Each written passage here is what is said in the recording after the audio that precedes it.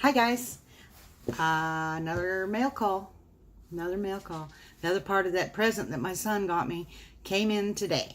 So this is something that every prepper needs, and most have, but maybe not all. So I'm going to start with the unboxing of the big box first, because, well, it's the biggest box, so I want to open the biggest box. When I was a kid, I always wanted to open the biggest box first, etc., etc. So, go figure. I'm really excited about this. I've been wanting one of these for a while, and when I had a little personal SHTF, I left mine on accident when I had to leave Ohio. So, anyway, get it out of here. That little box.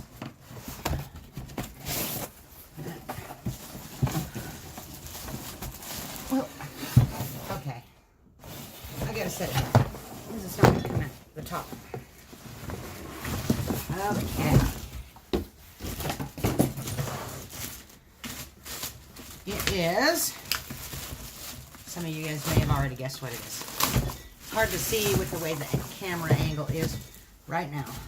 But it is a food dehydrator. Now I can make all of the things that I want to make and save. I'll be getting, hopefully, I'll be getting a vacuum sealer soon. Oh, it came with some of these fruit roll-up trays. Oh, wow.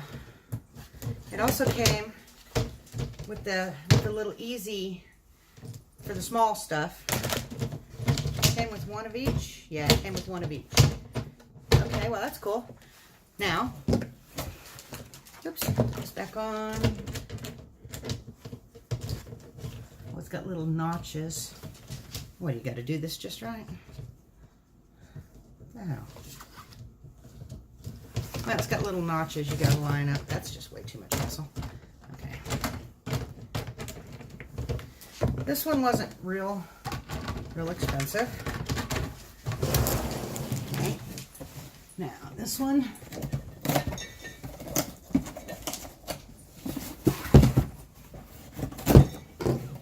is crud.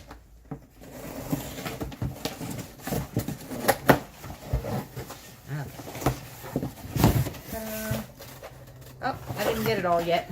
It's another couple of those little screens, but I was supposed to get 2 more of the fruit roll-up trays, so I wanted to have some of these.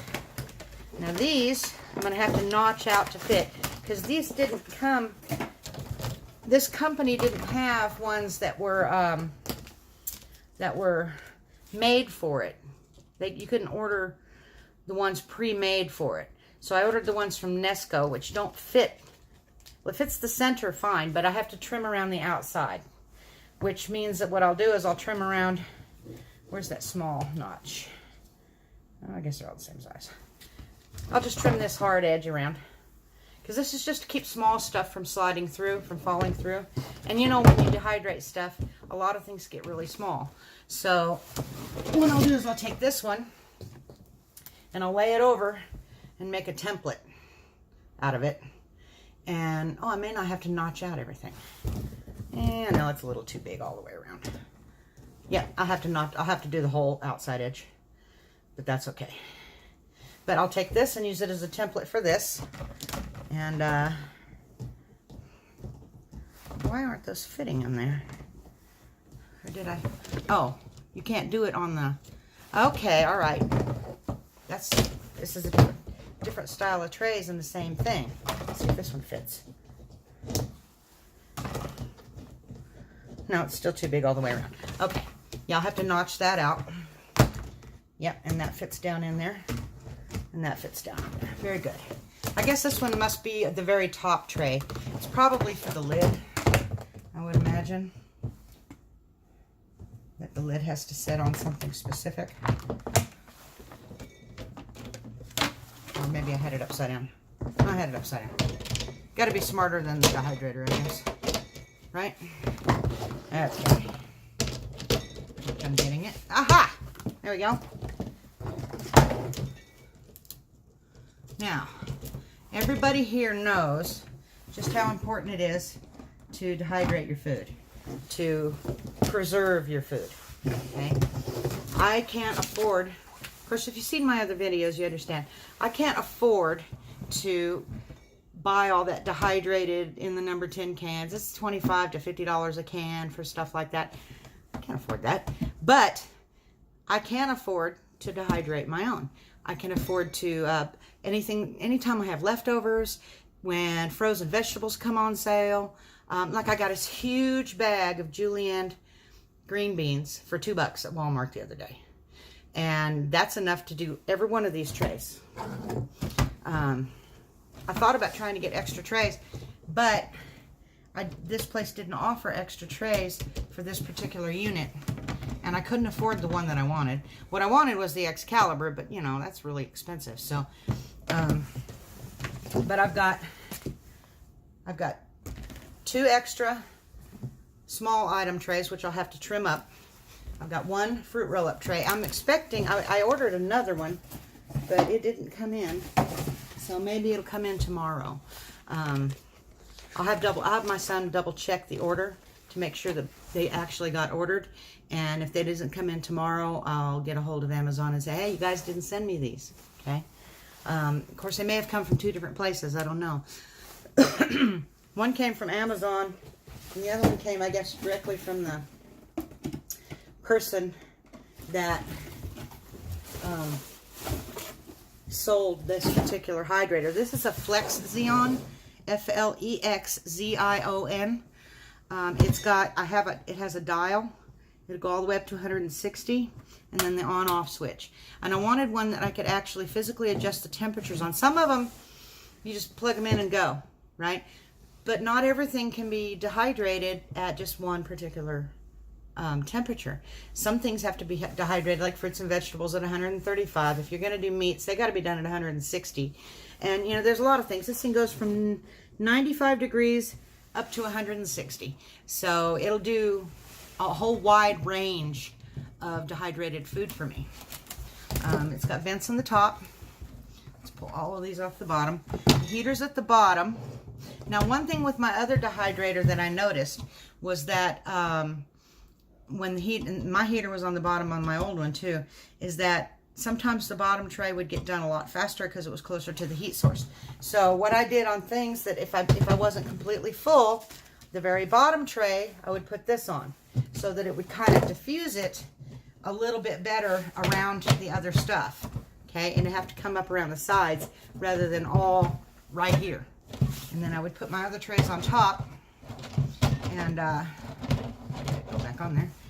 And you have to stack these just right. You gotta hold your mouth just right. Anyway, there it is. Food dehydrator. I'm really, really excited about this. I'm gonna make a few videos on things. It's not focusing. Oh, there we go. I'm gonna make a few videos on things that I'm gonna dehydrate. Like see, there's just me and my son in the house. So we have some food waste a lot of times because we can't use it up before it goes bad. Like I had a cabbage, okay?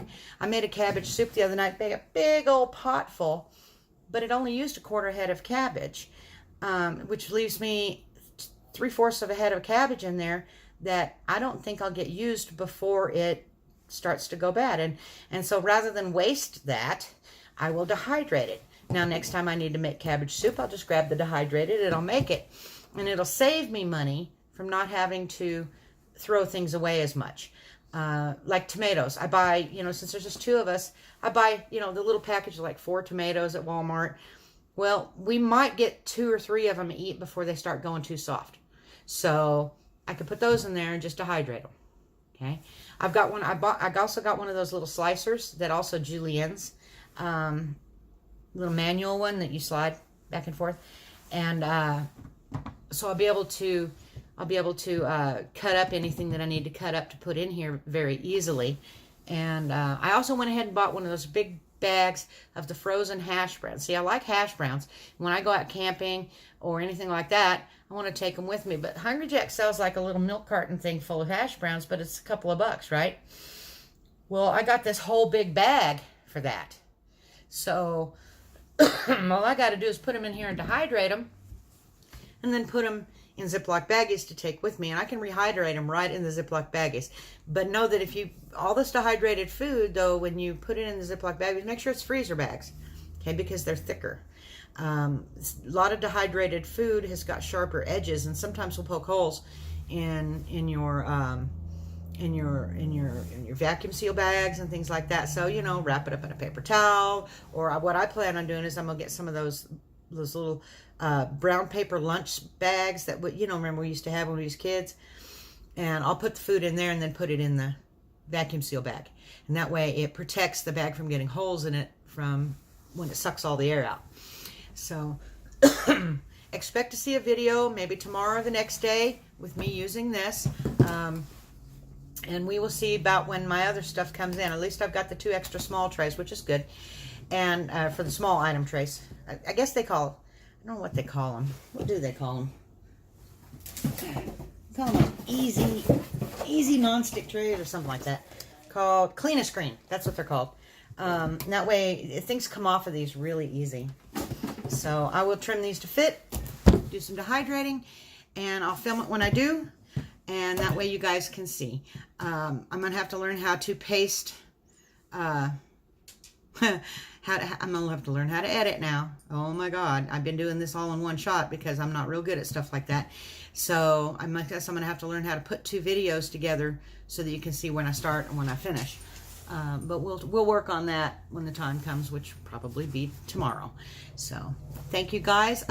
Please like, share, and subscribe. Hit the little bell icon. Tell all your friends. If you are worried about EMPs or CMEs or anything like that, check down below in the description. I'll have a link to EMP Shield, which is a unit you can put on your car, your home, your boat, whatever, solar array. And it's a coupon code for $50 off. I don't know anybody in the world who wouldn't want to save $50. So I'm going to get one myself when the time comes. Anyway, you guys have a great day, and y'all come back and see me, okay?